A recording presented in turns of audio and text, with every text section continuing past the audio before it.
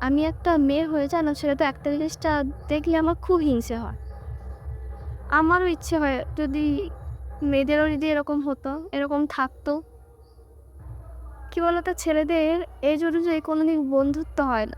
তারা ছোট, বড় তাদের থেকে অনেক এজ গ্যাপ, তবুও তারা বন্ধু।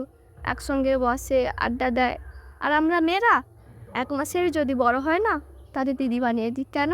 নিজেকে ছোট দেখাতে হবে তার জন্য। বন্ধুত্ব অনেক দূর। এমনকি জানো আমি অনেককে দেখেছি আমার থেকে অনেক বড়, কিন্তু তারা নিজেদের সবসময়ের জন্য আমার থেকে ছোট দেখায়। দেখায় ঠিক নয়, মানে বোঝাতে চায়, কথাবার্তায় বলে। ঠিক আছে, আমার কোনো প্রবলেম নেই।